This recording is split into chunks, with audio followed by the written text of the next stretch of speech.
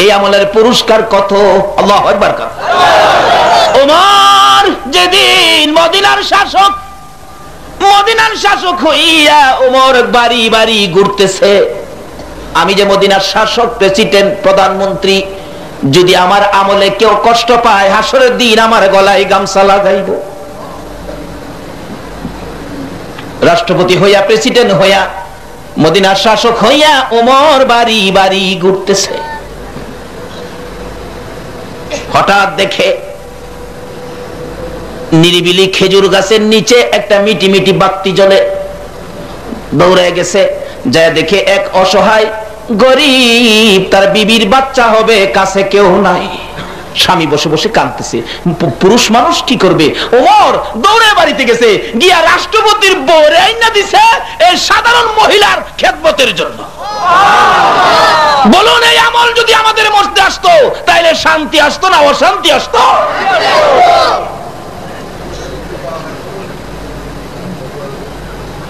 দিল একটা। এমন বহু ঘটনা।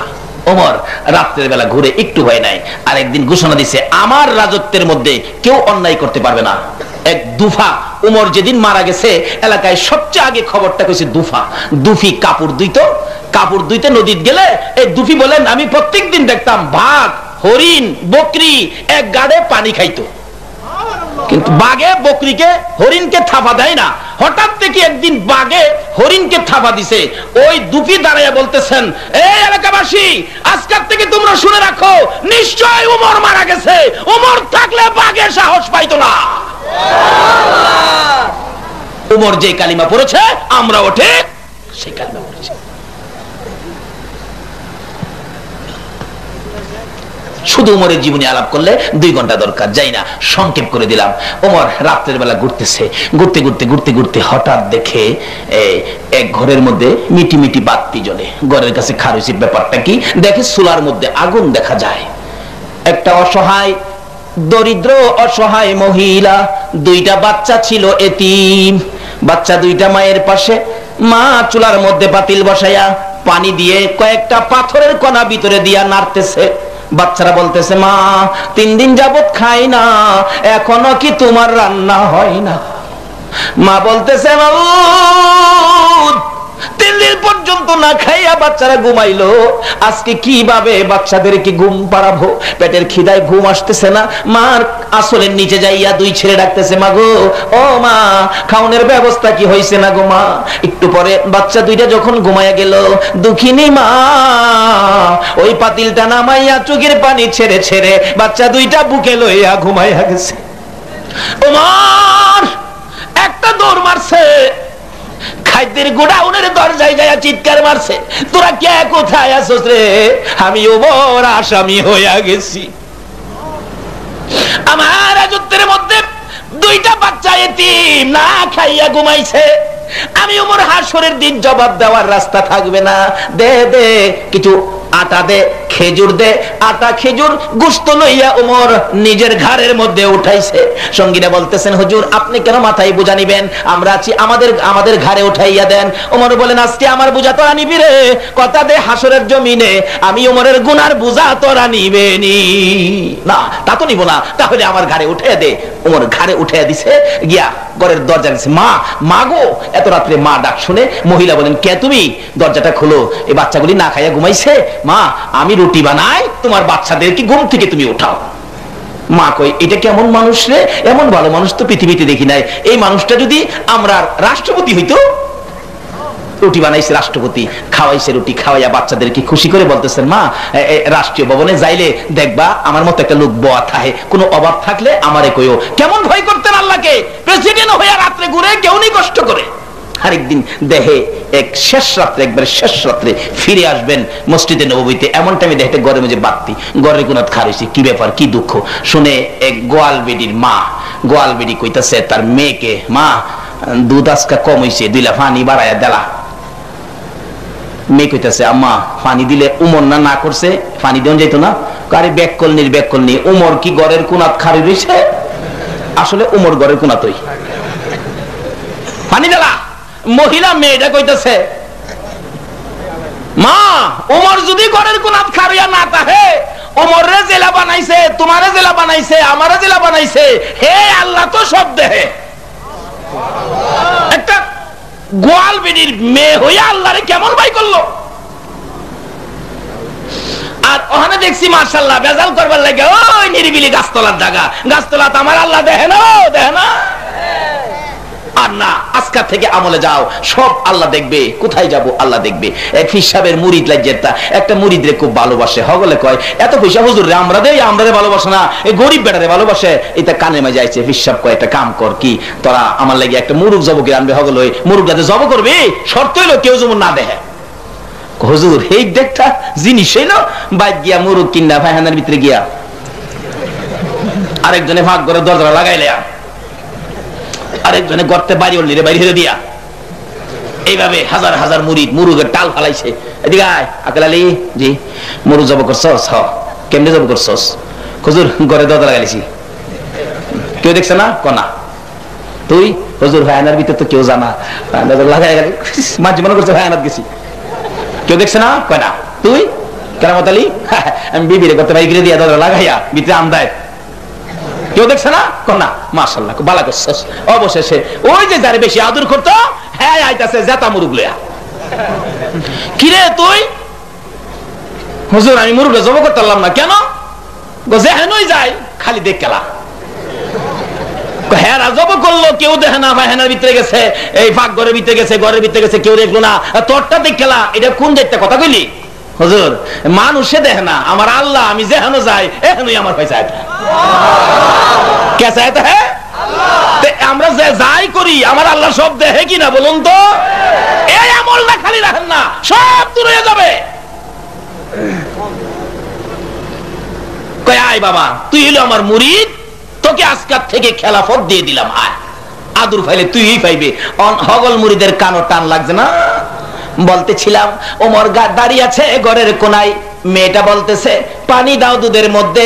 ওই মেয়েটা বলেন মা পানি দিব না, আমার আল্লাহ দেখে। আল্লাহু আকবার কন্যা দিল না, এক ফোঁটা পানি দিল না।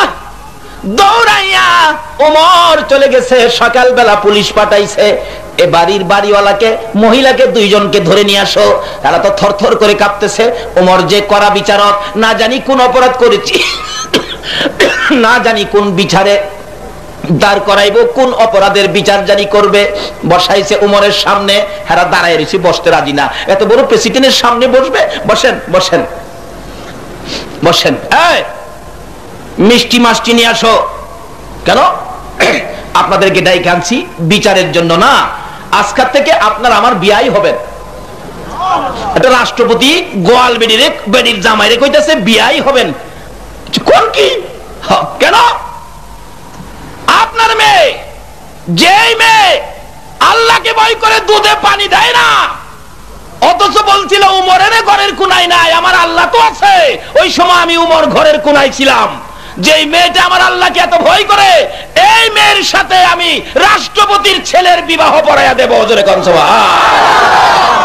পুরস্কারটা ভালো পাইলো না খারাপ পাইলো? আল্লাহ কয় এহেন এই পুরস্কার পাইছস, আর আমি যেটা বাজেট করছি জান্নাতুল মাওয়া কিভাবে পাবেন এটা বলেই আমি আমার অন্য আলোচনায় যাব। কি বলেন? কষ্ট হইতাছে আপনাদের? রাত্র তো বেশি হয়ে যাইতেছে না?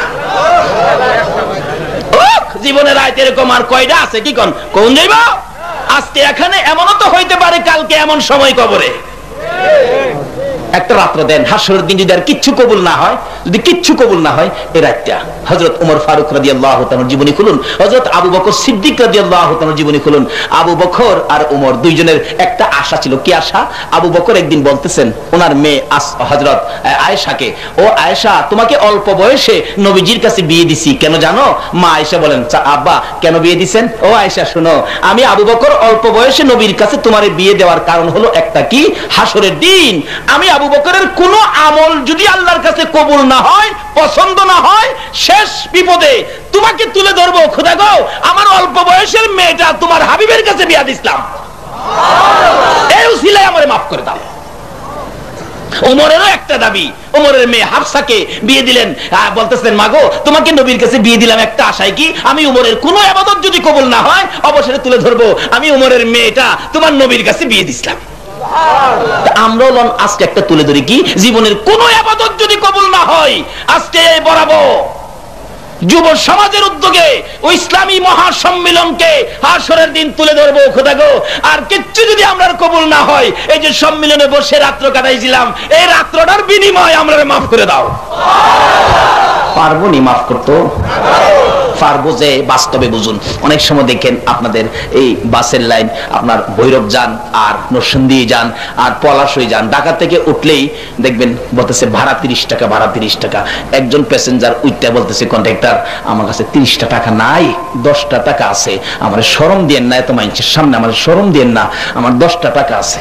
কন্ডাক্টর কি কয়, 10 টাকা আছে আর নাই আপনার কাছে? না, না থাকলে তো আমরা মাগনাও নেই। বাসের স্টাফ আছে না সাইডের ভিতরে? তারা কি কয়, না থাকলে মাগনা নেই, উঠেন। শরম দিব কেন? নাই আপনার কাছে কি করা আছে? নাই তো? না নাই, উঠেন। একটা বাসের স্টাফ যদি 30 টাকা ভাড়ার মধ্যে 10 টাকা দিয়া নাই কইলে শরম না দিয়া মাফ কইরা দিতে পারে, আমার আল্লাহ কি এই রাত্রটা দিয়ে আর কিছু নাই? শরম দিয়েন না, আমার আল্লাহ কি মাফ দিতে পারবে না? এই মাপের আশাই থাকুন, একটাই আশা, আল্লাহ আমরা মাফ করব। এই আশাটা অন্তত ভিতরে রাখুন।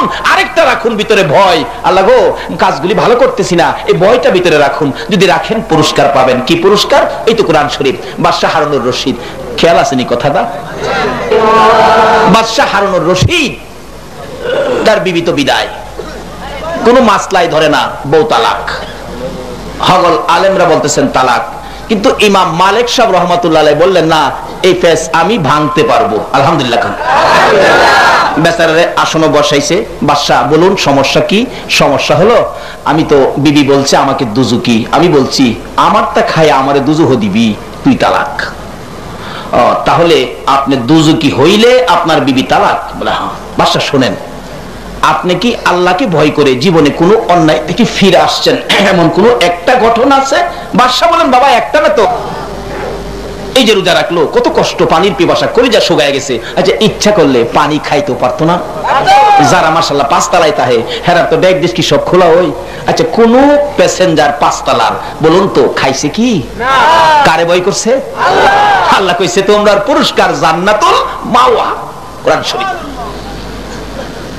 বাদশাহ হারুনুর রশিদ বাবা বহুত অপরাধ করতে পারতাম, আল্লাহকে ভয় করে আমি অপরাধ করি নাই। কেমন বাদশাহ ছিলেন? তার একটা ছেলে মামুনুর রশিদ, তাকে একজন হুজুর রাখছে পড়ানোর জন্য, প্রাইভেট পড়ায়। মামুন প্রাইভেট পড়ে হুজুরের কাছে, বৃষ্টির দিন হুজুর স্যান্ডেল আনতে পারে নাই, খালি পায়ে আসছে। আয়েশা রাখতেছে মামুন বৃষ্টি তো জুতা আনতে পারি নাই, এক বদনা পানি দাও। মামুন পানি আনছে, বাদশাহ দেখতেছে মামুনের হাতে পানি আনাইছে।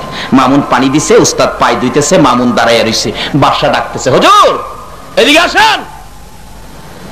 হুজুরের তো পায়খানা ফাতলা হয়ে গেছে, সর্বনাশ করলাম।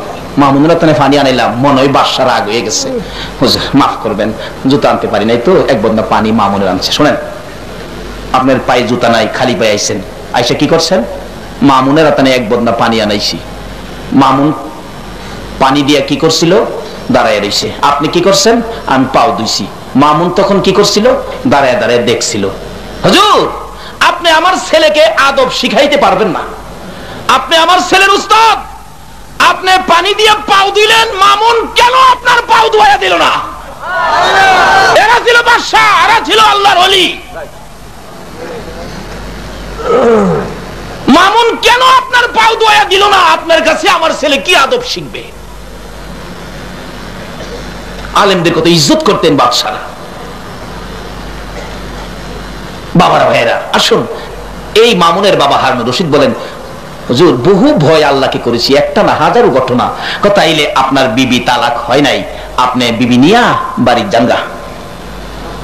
আলেমরা কই কারবার দেখছনি, আজকে 2 মাস যাবত সমাধান পাই না। হ্যাঁ আয়া ওই কো ওইছে না বলে মানি না, দলিল দেয়া যায়।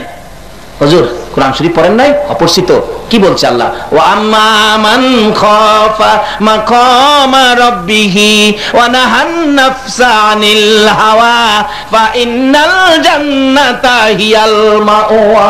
আল্লাহকে ভয় করে যারা অন্যায় থেকে নিজেকে বাঁচাইছে তার পুরস্কার হলো জান্নাতুল মাওয়া। এই বাদশা বলে অনেক অন্যায় থেকে নিজেকে বাঁচাইছে, একটা অন্যায় থেকে আল্লাহর ভয়ে বাঁচলে তার পুরস্কার জান্নাতুল মাওয়া। তাইলে বাদশা হাজারো ঘটনার থেকে, অপরাধ থেকে নিজেকে আল্লাহকে ভয় করে বাঁচাইছে, তাইলে বাদশার পুরস্কার জান্নাত। তার বিবি বলছে তুমি দুজুকি, বাদশা বলছে আমি দুজুকি হইলে তুমি তালাক। এখানে কোরআন শরীফ বলছে বাদশা দুজুকি না, বাদশা বেহেশতি, জান্নাতুল মাওয়ার মালিক। কাজী দুজুকি হইলেন বউ তালাক হইতো, বাদশা তো বেহেশতি। এই বাদশা, আর কারো কথা শুনেন না, তিব্বতের মারে লইয়া বাড়ির যান গা, যান।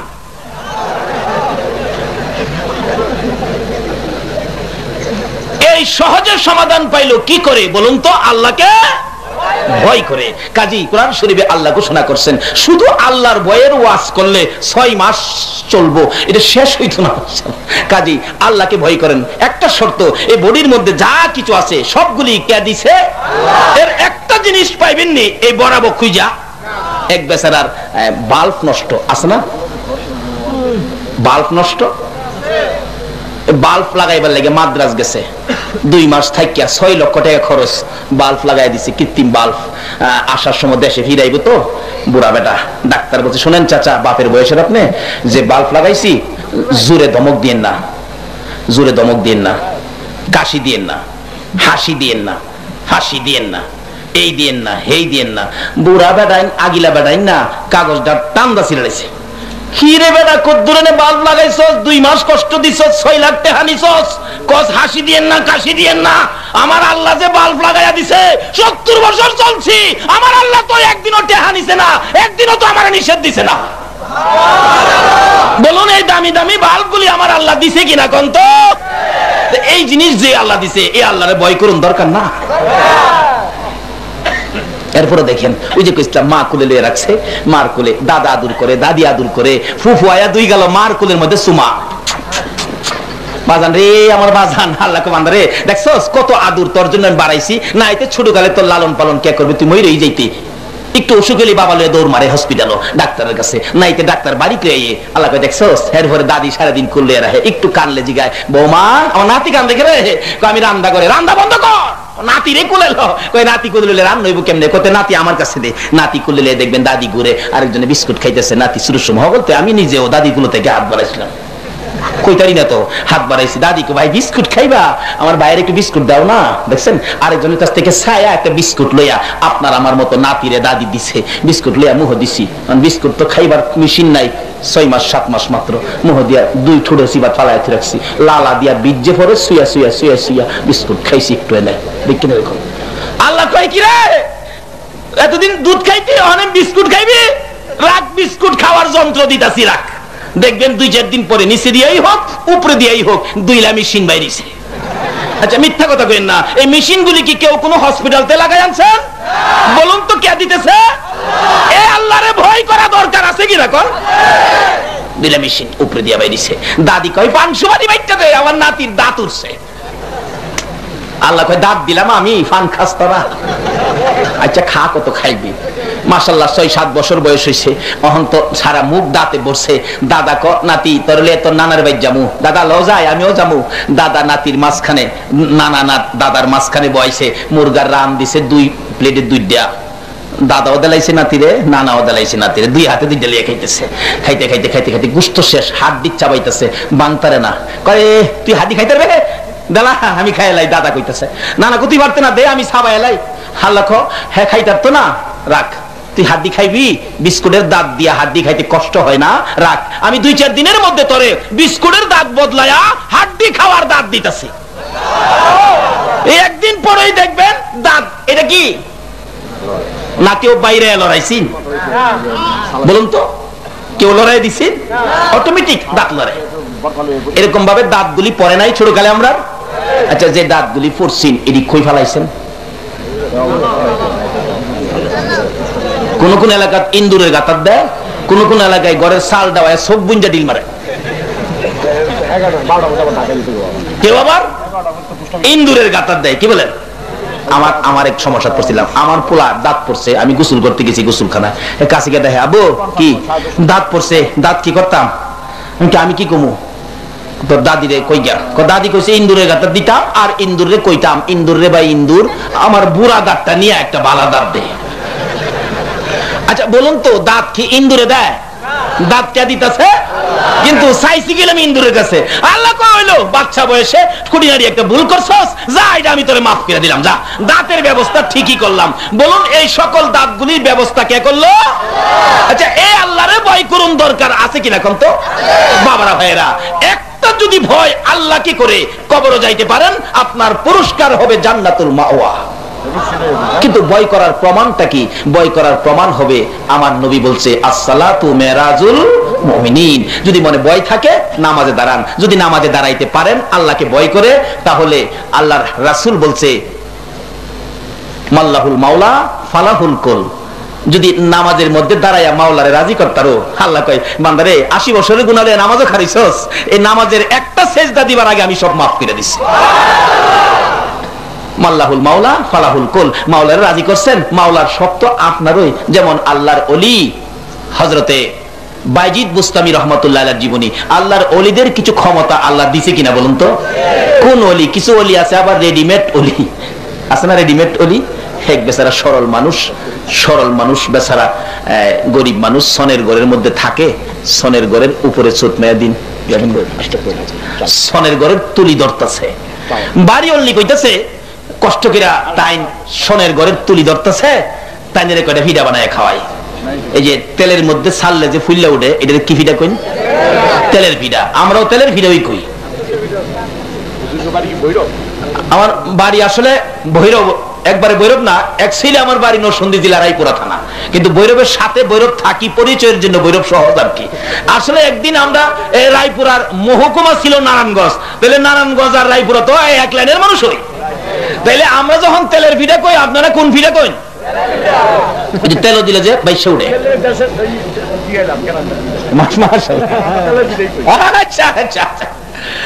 এইবার উপরে থেকে স্বামী তুলি ধরতেছে সনের ঘরের, আর নিচে আওয়াজ গন্তাছে, তেলে দিলেই সাপ কেন ওঠে, গন্তে গন্তে গনছে 15টা আওয়াজ হইছে। তাইলে হিসাবে কয়টা ভিডা বানাইছে? 15টা। হ্যাঁ, নিচে নাইমাইছে, আপনি দিয়ে আইছে, বিবি ডাকতেছে স্বামী গো এর ওদের কষ্ট করে তুলি ধরছো, তোমার লেগে কয়টা ভিডা রাখছি, আয়ো। বইছে, দিছে প্লেটের মধ্যে ভিডা 3টা, আওয়াজ হইছে 15টা, দিছে কয়টা? হ্যাঁ, ভিডা ধরে না, থুন্দিরে বই দিছে, বয়সে কয় 715 খাইতে 3 ফাইলাত 12। যখন কইছে 715 খাইতে 3 ফাইলাত 12, বিবি ফালদা করতে ভাইরিয়া কো ও আল্লাহ আল্লাহ গো, এইলা তো হুবের মানুষ না, এইলা তো আল্লাহর ওলি হয়ে গেছে না। কি বলেন? এমন 67টা ওলি এখনো বাংলাদেশে আছে কিনা? এই 67টা ওলি ভাইরিয়া হক্কানি ওলিদেরকে কলঙ্ক করতেছে। অথচ আল্লাহর ওলির কত ক্ষমতা। আপনাদের কিশোরগঞ্জ হুসেনপুর থানার একজন আল্লাহর ওলি ছিলেন, এখানে অনেকে চিনতে পারেন, যার নাম মাওলানা আব্দুল হেলিম হুসাইনি সাহেব। উনি আল্লাহর একজন বহুত বড় একজন আল্লাহর ওলি বুজুর্গ ছিলেন। ওনার মুখের অনেক ফু আমার এই মুখের মধ্যে লাগাইছি, বৈরব আইলেই কইতে হুজুর ছোটবেলা আমার একটু হুদা দেন না, কি হুদিয়া হুদা দেন, এটা বহুত ফুল হয়েছি। কেমন ওলি ছিলেন ওনার জীবনীতে পাওয়া যায়। উনি এখন মৃত্যুবরণ করছে, বছর 3 হয়েছে হয়তো।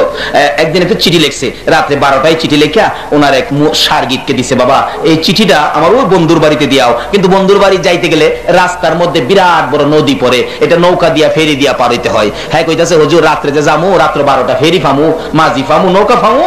আরে বেটা তুই যাস না, নৌকা পাইবে না পাবে সেটা তো আমি না চিন্তা করুম, তুই যা। হ্যাঁ বেটা সিডি লইয়া আব্দুল হেলিম হুসাইনি আল্লাহর ওলির হাতের সিডি লইয়া যাইতেছে, যাইতে যাইতে যাইতে যাইতে যাইতে যাইতে হ্যাঁ বন্ধুর বাড়িত গিয়া পড়ছে, রাস্তার কোন নদী নালার খবরই নাই। জোরে ঘর না কোন খবরই নাই। এটা বিদেশের কথা কইতেছি না, আমরা বাংলাদেশের কথা কইতেছি। এত দূরে না, পার্শ্ববর্তী জেলা কিশোরগঞ্জ। আচ্ছা এই হুজুরে দিয়া কইতেছে হুজুর সিডি যে আপনার কাছে দিলাম, আচ্ছা আমি যে হারিয়ে আইলাম, কোন নদী নদী পাইলাম না। একটা নদী না আছে? হ বাবা নদী তো আছে, নদী পাইলাম না, আমি কই দফা হারিয়ে আইলাম, টের পাইতাছি না। হে পিসাবও কইতাছে বাবা তুমি তো সমস্যাত পড়ছো, যদি এই নদী নিয়ে তুমি টেনশন না করতা, আমিও তোমারে নদী ছাড়া ওই ফাড়াই দিলাম। আবার অহংজন নদী নিয়ে টেনশন করতেছো না, দেখাইলে তোমার মনে সব সময়টা কুসুর মুসুর থাকবো। একটা কাজ করো কি, তুমি সকালে যাও, নদী দেখতে যাই, সকালে যাও। আচ্ছা হুজুর থাকলাম। সকালে নাস্তা রাস্তা খাওয়াইয়া বিদায় দিছে, গিয়া দেখে নদী ঠিক হয়ে আছে, রাত্রে ভার হইছে নদী। এরকম কিছু ঘটনা ওলিদের ঘটাইবার ক্ষমতা আছে কিনা বলুন তো? শান্তি না অশান্তি না? বাড়ি যাইবেন গা? দেখি যারা অশান্তি লাগে হেরা যাইব গা, যারা অশান্তি লাগে হেরা কি যাইব গা, যারা শান্তি লাগে হারা। আধা মিনিট সময় দিলাম, জানগা কারা কারা যাইবেন? কেউই জানা কেউই জানা। বাসের কন্ডাক্টর যদি 30 টাকার মধ্যে 10 টাকা দিয়া মাফ করে দেন কইলে মাফ দিতারে। এই মাহফিলের সকল আসরের দিন এই মাহফিলটাকে উসিলা বানায়া তুমি মাফ করে দিবা। সকলে বলো না। এই ক্ষমতা আমার আল্লাহর আসেনি? এই কথাগুলি শুনতাছে নি? ফেরেশতারা রেকর্ড করতেছে। আসুন বেটা, 715 খাইতে 3 ফাইলার 12। বেডি ফালদা বাইরে আমার ঘরের টাইম যেই বড় ফিস সাব্বু সব কইতারে। মহিলাদের অভ্যাস দেখবেন, কথা কেউর কাছে কনা কনা, এরপরও 2000 মাইছে কই লাইছে।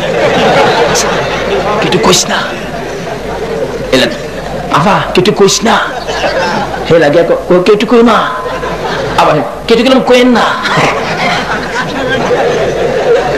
এটা আজ থেকে গেলাম, ঠিক আছে না? কারণ মহিলারা ওয়াজ শুনতে ছাড়া কেউ হুজুর খালি আমদারে কয়, বুঝলেন? পরে আপনারা পথ দিয়া যাবো আল্লাহর রহমতে বোন দিয়ে। 715 খাইতে 3 ফাইলাত 12। বেচারি তো আমার স্বামী তো বুজুর্গ হয়েছে গা, ফিরাজে বানাইলাম 15টা। এটা কেমনে জানে? 3টা দিছি পর ওই কো ফাইলাত বলে 12টা। সারা দেশ সরাই লাইছে। তার বড় বোনের ছাগল হারাইছে। আয়া কই কি গো তোর স্বামী বলে সব কইতারে। আমার ছাগলটা হারাইছে ফাইনা। ছাগলটা কই দিত ক গিয়া কো জামাই ছাগলটা হারাইছে ফাইনা, আপনি বলে সব কইতারেন, আমার ছাগলটা কই একটু বাইর করে দেন। তখন তো ছাগল কি সেট সুদ দিয়া বের করতে ফোরসিনি বিশ্বাস বিপদ। আর বন্ডাবন্ডি করলে তো এখন ওই বিপদে পড়বা। আর হক্কানি ওলিরা নদী পার করে দেয় হাডায়া, নদীর খবরই দেয় না। নামাজ পইরা না পইরা, নামাজ পইরা ওলি হও। খালি এই দেশের নদী না, ফুলসিরাত পর্যন্ত বিজলির আকারে পার হয়ে যাইবা। ঘরের তুলি দইরা সেট সুদ কইনা ওলি হইয়া না। মাশাআল্লাহ যাইতাছে 715 খাইতে 3 ফাইলাত 12। বুবাই কইতাছে ভাই সাহেব আমার ছাগলটা বাইর করে দেন। ওহন বেটা ফোরছে না, আমি কইতে বাইর করে দিমু। কয় না আমার ছোট বোনে কইছে আপনি বলে সব কইতারেন। ফোরছিনি বিপদ। ওখানে বড় বোনে কইতাছে না কইরে কি করবো? আমার আদার্সের কেরাসিন দিয়া যায় কি দিত কইছে। আমার নবী বলছে নামাজ দিয়ে মাওলার সাথে দিদার করো যদি ওলি হইতে চাও। কার সাথে?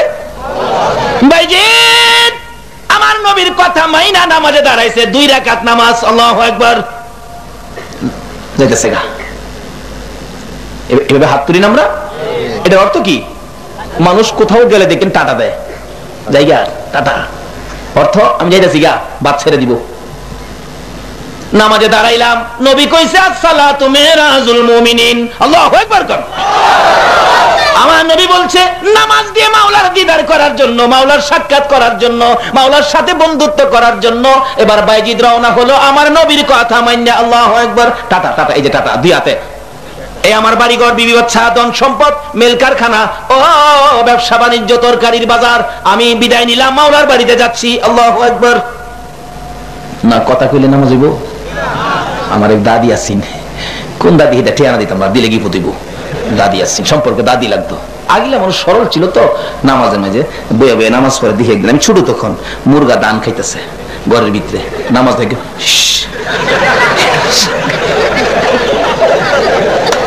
কথা কইছে না, খালি শিস শিস কইছে। আচ্ছা এমন একটা দিন আসেন না নামাজ কথা কোন না, এটাও জানছে না। কোন কোন এলাকা আছে নামাজ যে ফরন লাগবো এটাও জানছে না। দেখ বেচারা হুজুর মানুষ গেছে এক এলাকা গিয়া দেখে বড় বড় লোক, পাহাড়ি এলাকা, মানুষ নামাজ টামাজ পড়ে না। দেখ হইতেছে বা নামাজ যে পড়ো না, জাহান্নামের আগুন তো চলবা। হুজুর কোন কি আগুন জুলুম? হ্যাঁ নামাজ আমাদের পড়াইবেন। আচ্ছা ঠিক আছে, নামাজ পড়লে হুজুর কেমনে পড়তাম? আমার পিছনে লাইন দিয়ে খারিবেন, আমি যেমনে যেমনে পড়ি আপনারা এমনি এমনি পড়বেন। আচ্ছা হুজুর সারা দেশের মানুষকে দাওয়াত দিছে, আগুনে ফুরুন লাগবো, নামাজ না পড়লে আগুন তো বাঁচবার হদ দেখাইছে। একজন হুজুর আইছে, আদি হকে লাইছে, আয়া মাশাআল্লাহ কইছে হুজুর নামাজ ইনশাআল্লাহ আরম্ভ করেন। হুজুর খারিছে আল্লাহু আকবার। লাইন কেমনে ধরবো এটার বাইঙ্গা কইছে না। একজনের পিছে একজন মাইল দিয়ে ক্লাম বসে, দুই বড় বড় দুই কুকুর ঝগড়া লাগিয়া ইমাম সাহেবের সামনে। আচ্ছা যে দেশের মানুষ নামাজ রোজা জানে না, আল্লাহ রাসূল চিনে না, এ দেশের কুকুর নামাজি চিনবো? কুকুর কাইজা লাগিয়া ঝগড়া লাগিয়া করে সামনে ইমাম সাহেব দেখে যেই দুই কুকুর সামনে এই যে নামাজ পড়াইবো, নামাজে থাকে কশিস পিছের লাখ হুজুর না কইছে যা করে তা কোন লাগবো, হেলা কশিস হেলা কশিস আচ্ছা কম তো 2 মাইল লম্বা মানুষ যদি শীষ শীষ শুরু করে একটা মিছিলের মতো হইছে না? ইমাম সাহেবের উঠছে রাগ, আমি কি কইতাম হেরে এটা শীষ কইতো? আমি তো কুকুর দেখতে শীষ কইছি, মারছে পিছনে একটা থাপ্পড়। ওই হ্যাঁ আমার হেরে তো এই থাপ্পড় তো হগলের টা সমান না, কেউ মারে 10 সেরা, কেউ মারে 1.5 মুন্না। এই তাহলে আবার রাগারাগি শুরু হয়েছে, তুই তো জোরে মারলি, তুই মারলি হুজুর মারছে। এমন কিলাকিলি লাগছেও হুজুর দেহে সুবিধা হইতো না, এই কিল গুইরা যদি হুজুরের উপরে আইয়ে তাইলে কারবার শেষ। মারছে দৌড়, কিলাকিলি ওলারা কয় নামাজ বন্ধ, অন দৌড় দে। মুসল্লিরা দৌড়ে নামাজ পড়তো আর ইমাম সাহেব দৌড়ে জান বাঁচাইতো। হুজুর মানুষ তো দৌড়বো কত, ইমামতি করছে, এক আইলের মধ্যে উষ্ঠা খাইয়া উপরে পড়ছে, হগলই উষ্ঠা খাইয়া পড়তাছে, কইরা মাশাআল্লাহ তাল জমছে। একজন জ্ঞানী এলাকার মধ্যে মেম্বার চেয়ারম্যান থাকে না, একটা মেম্বার সব খাবিয়া কইতাছে, হুজুর নামাজ শেষ হইছে? কাজী শেষ হইছে। হুজুর এই নামাজ আর পড়েন না। এটার মধ্যে শীষ শীষ কোন লাগে, থাপ্পড় দেউন লাগে, দৌড়ুন লাগে, আবার কাইতিয়া হরুন লাগে। না আমার বিদায় দেন, জীবনে আর এই নামাজ পড়াইতাম না। আচ্ছা নামাজ কি আসলে এমনি হরুন লাগে? না জানলে হরুন লাগে। ওহনো যদি নামাজের কথা একজন একজন করে জিগায়, দেখবেন 5 জনে জিগাইলে 10 জন কইবো আমি বাইরে তাই। বেশি করে সুবিধা না আমরা। দাদি নামাজ বেশি কিছু করছে না, হালি করছে শেষ। আবার দেখে কেউ আইসিনি দান যে খাইতেছে করতে, এইভাবে নামাজ পড়তো। আচ্ছা কোন তো নামাজের শেষ করলে নামাজ হইব? হইতো না। নামাজ সব বাদ দিয়া, এই যে হাত তুলছি না, বিবি বাচ্চা বাড়ি ঘর ধন সম্পদ টাকা পয়সা সব বাদ দিয়া আল্লাহু আকবার, বাইজি খারিছি আল্লাহু আকবার যাইতেছে গা। আল্লাহকে বন্ধু গো, আমার মহব্বতে, আমার দিদারের আশায়, আমারে খুশি করার জন্য যারা 2 রাকাত নামাজ পড়বো, আমার সাথে বন্ধুত্ব করতে, আমার সাথে সাক্ষাৎ করতে, 1 রাকাত নামাজ বুরাক বানাবো, আর 1 রাকাত নামাজ রফরফ বানাবো, আমি মাওলার দিদার দেখাইয়া দেব। বাইজি নামাজে দাঁড়াইয়া আল্লাহর আরশে যাইয়া পড়ছে, আরশে জিগায়, আরশ আমার আল্লাহ কই? বাইজি আরশে ডাহে, আল্লাহ কই? কইতো আরশ, আল্লাহ তো আরশে থাকে না। আমার নবী কইছে আল্লাহ আরশে থাকে, নামাজ দিদার করতাম। আসসালাতু মেরাজুল মুমিনিন, আমার নবী কইছে মুমিনের মেরাজ হলো নামাজ, মুমিনের মাওলার দিদার হবে নামাজ। আমি নবীজি কইছে খুবাইজিৎ, নবী একটা কইছে, আরেকটা যে কইছে শুনছ না, এই নবীর উম্মত, এই নবীর উম্মত নামাজে দাঁড়াইলে আল্লাহ নিজে যায়া সাক্ষাৎ করে। জোরে জোরে কইছে। আচ্ছা আল্লাহ নিজে সাক্ষাৎ করবে কখন? যখন মাল্লাহুল মাওলা ফালাহুল কুল, মাওলা যখন রাজি হয়ে যাবে, মাওলা সবকিছু আপনার পায়ের নিচে দিয়ে দিবে। বাইজিৎ আল্লাহর ওলি হয়েছেন নামাজ পড়ে না না পড়ে, আল্লাহকে খুশি করে না না করে। বাবারা ভাইরা আসুন এই নামাজটা আমরা সঙ্গী বানাই, আল্লাহকে ভয় করে নামাজে দাঁড়ান। জীবনে নামাজ পড়েন নাই, কালকে সকালে নামাজে দাঁড়ান। সকালে নামাজ পড়বেন না, জুমার দিন গোসল টুসুল করে জুমার নামাজে দাঁড়ান। আমি ইমাম সাহেবের কাছ থেকে সাক্ষাৎ হইলে কোনোদিন দেখা করলে আমি বলবো, ইমাম সাহেব হুজুর মাহফিলের পরের দিন জুমার নামাজে মুসল্লি বাড়ছিল কিনা। যদি আল্লাহকে ভয় করে, জীবনের অপরাধ মাথায় করে কালকে জুমার নামাজে পিছনের কাতারেও দাঁড়াইতে পারো, আমার আল্লাহ গোপনে গোপনে সব মাফ করে দিবে। কেন? পিছনওয়ালাকে পিছনে মাফ করে দিবে। আমার নবী 2টা চোখের পানি ছেড়ে ছেড়ে যখন কাঁদতেন, আমার আল্লাহ বলতেন বন্ধু গো আর কত এইভাবে কাঁদবা? আমি কান্দি আমার উম্মতের নাজাতের জন্য। বন্ধু কথা দিলাম তোমার উম্মতের আমি আল্লাহ মাফ করে দিব। মাবুদ গো মাফ করবেন আমাকে খুশি করার জন্য, তুমি আর কাঁদবা না। মাবুদ খুশি হব গো একটা কথা যদি আমার রাখো। কি কথা? ও মাবুদ আমার এই কথা তুমি রাখলে আমি নবী তোমার প্রতি খুশি হয়ে যাব। কি কথা গো বন্ধু বলো? মাবুদ হাসরের জমিন যেদিন কায়েম হবে, আমার গুনাহগার উম্মতের গুনার খাতাগুলো আমি নবীর হাতে দিয়া দিবানি। আল্লাহ বলেন কেন? কেন বন্ধু উম্মতের গুনার খাতা তোমার হাতে দেব? মাবুদ আমার উম্মতের উম্মতের গুনার খবর যদি অন্য নবীরা জানতে পারে আমি লজ্জা পাবো। ওই নবীরা বলবে আখিরি নবীর উম্মতেরও গুনাহ আছে, আমি কষ্ট পাবো, আমি লজ্জা পাবো। মাবুদ গো, আমার উম্মতের গুনার খবর অন্য নবী যেন জানতে না পারে, অন্য নবী রাসূল উম্মতেরা যেন জানতে না পারে, আমার হাতে দিয়া দিলে আমি খুশি হব। আমার নবী বলেন, বন্ধু শোনো, তোমার উম্মতের গুনার খবর অন্য নবী রাসূল জানবে দূরের কথা, আমি আল্লাহ তোমাকেও জানাবো না। আমি আল্লাহ গোপনে গোপনে তোমার উম্মতের মাফ করে দিব। মাফ করার রাস্তাটা হবে মসজিদ, রাস্তাটা হবে কি? কালকে জুমা সকালে নামাজটা পড়বেন না, যান, কালকে ফজর পর্যন্ত মাফ পাবেন। নিয়ত করেন ফজরের পরে গোসল টুসল করে কাপড় টাপড় ধুয়ে টুপিটা পরিষ্কার করে পিছনের কাতারে জুমাত শামিল হয়ে যান, গুনাহগুলি মাথায় করে। আল্লাহ বলবেন, ফেরেশতারা সারা জীবনের পাপই আইতাছে রে, এই পাপ লইয়া আমার ঘরে ঢুকবো, এটা হয় না। তোরা একটা কাজ করবি কি, এই জুমার মসজিদের দরজায় খাবি থাকবি, এই পাপগুলি তোরা রাখবি, আমার মেহমানগুলি আমার ঘরের ভিতরে ঢুকাবি। দেখেন না, অনেক দেখছেন না, বড় বড় অনুষ্ঠান হইলে এই পুলিশ, র্যাব, বিডিআর একটা মেশিন লিয়ে খাড়ি থাকে না, আমি হুজুরও মাঝে মাঝে চেক করে, আবার চেক করে সাইরাকে, হুজুর মনে কিছু নিয়েন না, পরিস্থিতির উপরে আমি না খুশি হইছি, মনে নিমু মানে খুশি হইছি। এই ব্যবস্থায় বর্তমানে আমাদের দেশটা কিছুটা শান্ত হইছে না? আল্লাহ এই দেশে আরো শান্ত করে দেখ, সকলে বলুন আমিন।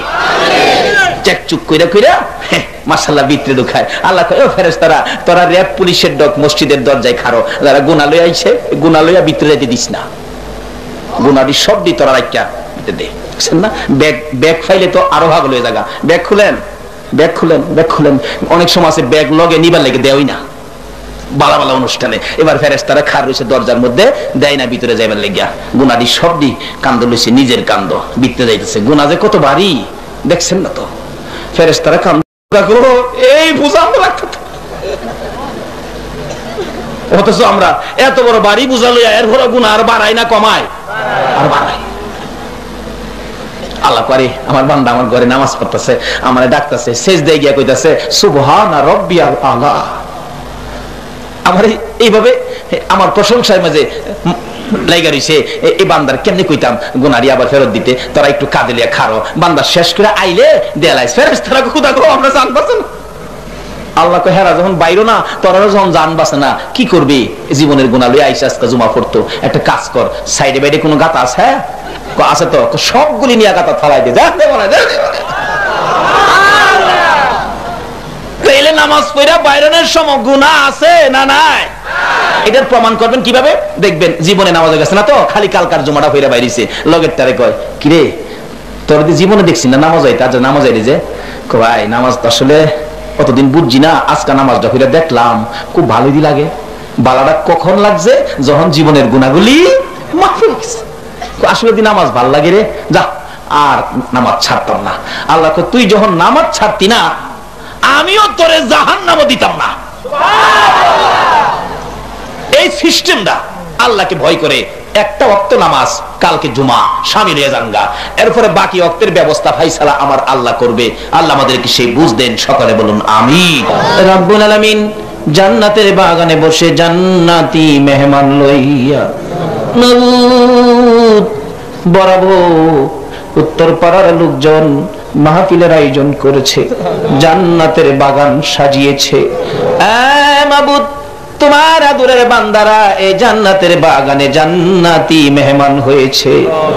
জীবনের গুনাহ মাথায় লইয়া মিসকিনের মতো দুটো করে হাত বাড়াইয়া দিছে। মাবুদ, আমরা তো গুনাহ লইয়া হাত বাড়াইছি, এ গুনাহ তো তুমি ছাড়া কেউ মাপ দেওয়ার নাই।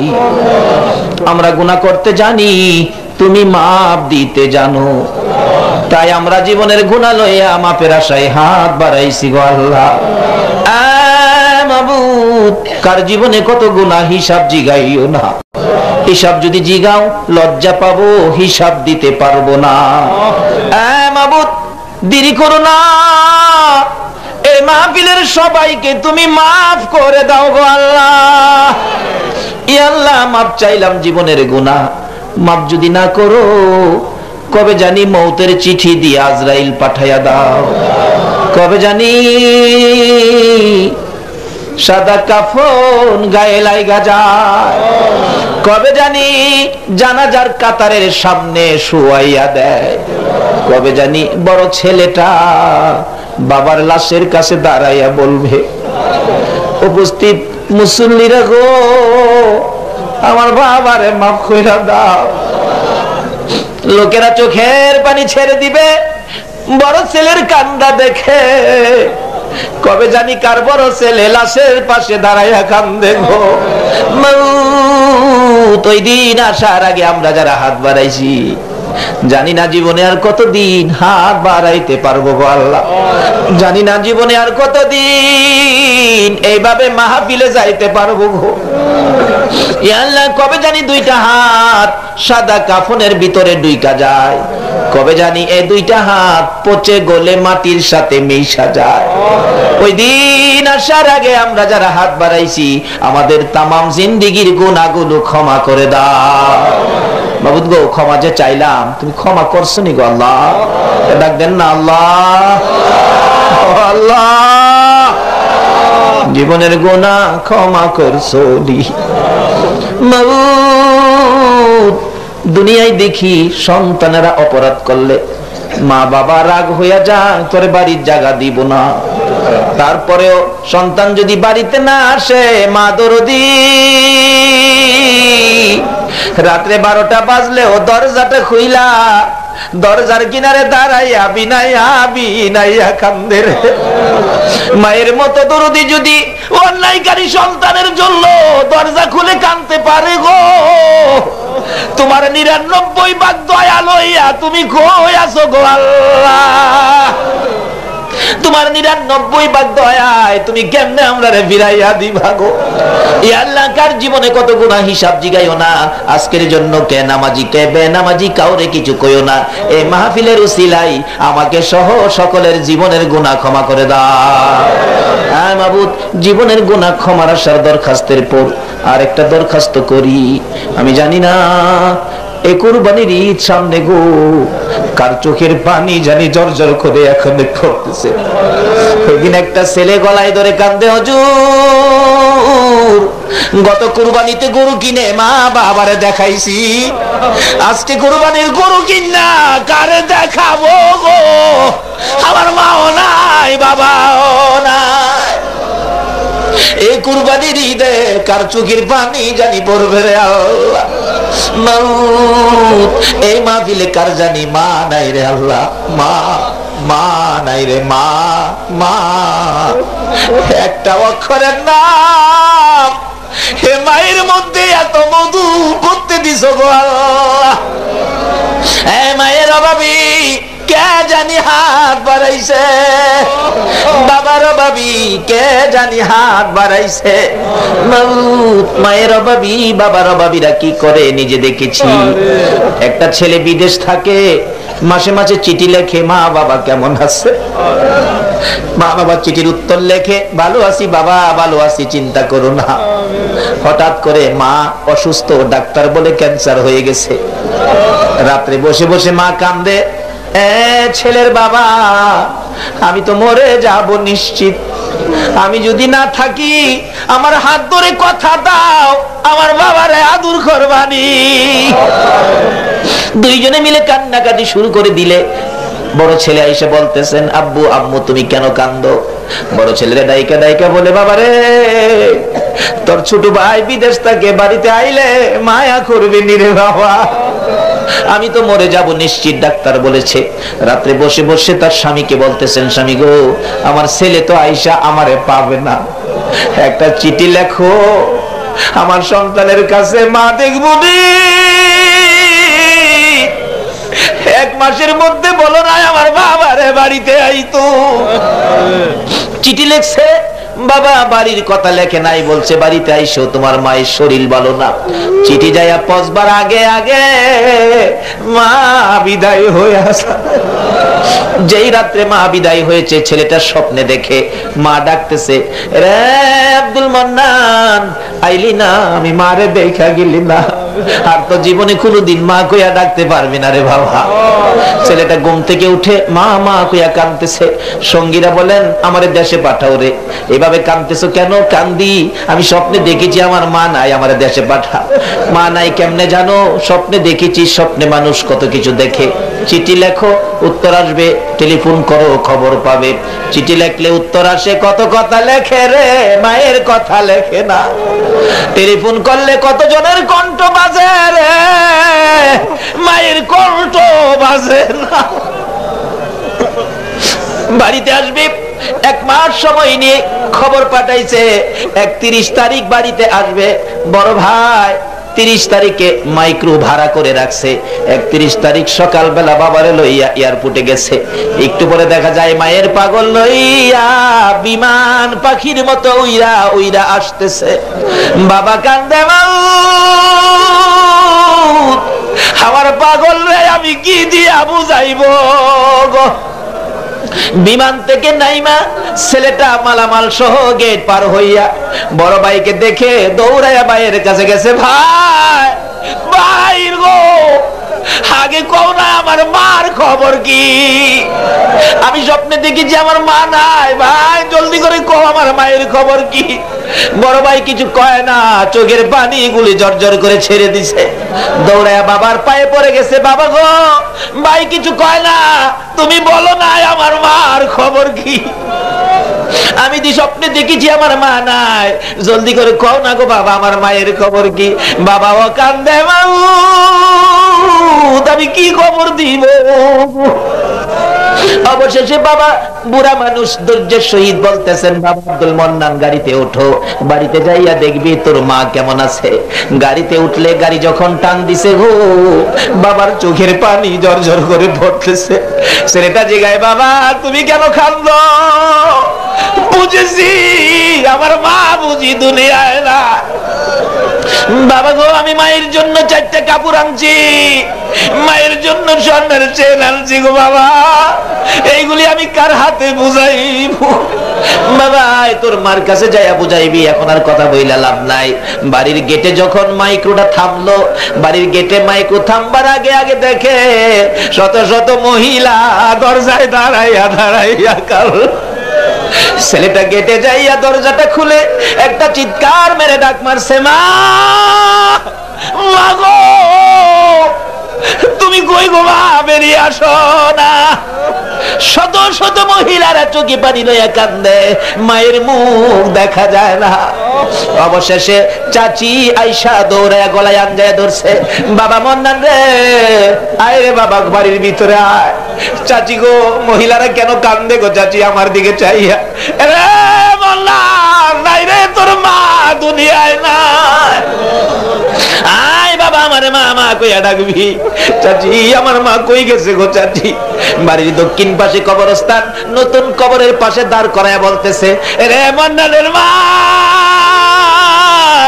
তোমার মা গলাইছে গো।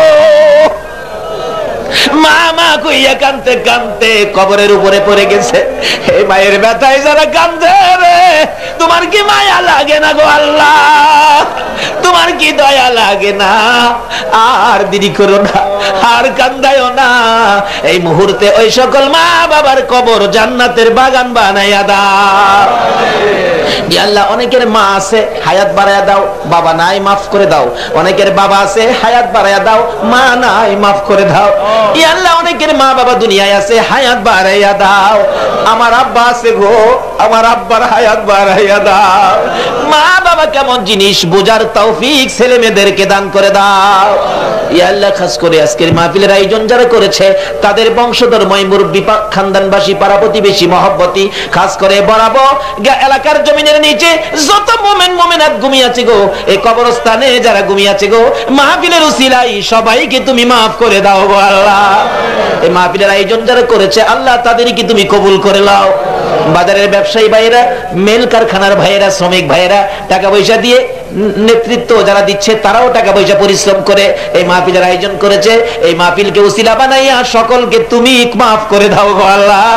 ইয়া আল্লাহ, সকলকে তুমি কবুল করে নাও গো আল্লাহ। আপদ বিপদ আযাব গজব অ্যাক্সিডেন্ট বালা মুসিবত শয়তানের শয়তানি দুশমনের দুশমনি হইতে বাঁচাইয়া রহমত বরকত শান্তি দ্বারা ভরপুর করে দাও গো আল্লাহ।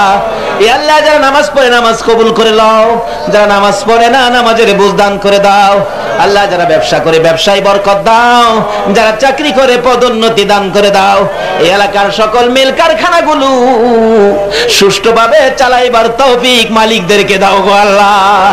এই মিল কারখানা দ্বারা কত শ্রমিকের রিজিকের ফায়সালা গো আল্লাহ। এই মিল কারখানার মধ্যে ব্যবসা বাণিজ্যে বরকত লাগায়া দাও গো আল্লাহ। ইয়া আল্লাহ, সকল শ্রমিক ভাইদেরকে তুমি হেফাজতে রাখো। এই মাহফিল কমিটির সকল ভাইদেরকে তোমার কুদরতি হাতে আমানত করে গেলাম আল্লাহ, তাদেরকে তুমি হেফাজতে রাখো গো আল্লাহ। ইয়া আল্লাহ, যা যে আশায় হাত বাড়াইছে সকলের মনের আশা পুরা করে দাও গো আল্লাহ। মা বোনেরা পর্দার আড়ালে বসে হাত বাড়াইছে, রাবিয়া বস্তির মতো বানাইয়া দাও, তোমার নবীর প্রেমে পাগল বানাইয়া দাও। কাল কিয়ামতে খাতুনে জান্নাত ফাতেমাতুজ জাহরার সাথে হাসর নসিব করে দিও গো আল্লাহ। আজকের মাহফিল এই পর্যন্ত যারা কষ্ট করেছে সকলকে তুমি কাল কিয়ামতে নবীর গুদারায় উঠাইয়া ফুলসিরাতের ফুল পার করে দিও গো আল্লাহ। মাউত এই বরাবর উত্তরপাড়া যুব সমাজের উদ্যোগে মাহফিল টুকুন তোমার কুদরতি হাতে আমানত করে দিলাম। ইয়া আল্লাহ, এই মাহফিল কিয়ামত পর্যন্ত কায়েম রাখো গো আল্লাহ। এই মাহফিলের খেদমত যারা করবে, এই মাহফিলে যারা সাহায্য সহযোগিতা করবে গো, সকলকে তুমি কাল কিয়ামতে নবীর গুদারায় উঠাইয়া ফুলসিরাতের ফুল পার করে দিও গো আল্লাহ। মাহফিল শেষে যারা যেখানে যাবে সহি সালামতে পৌঁছাইয়া দিও গো আল্লাহ। ও সাল্লাল্লাহু তাআলা আলা খায়রি খালকিহি মুহাম্মাদিন ওয়া আলা আলিহি ওয়া আসহাবিহি আজমাইন বিহাক্কি লা ইলাহা ইল্লাল্লাহু মুহাম্মাদুর রাসূলুল্লাহ। আসসালামু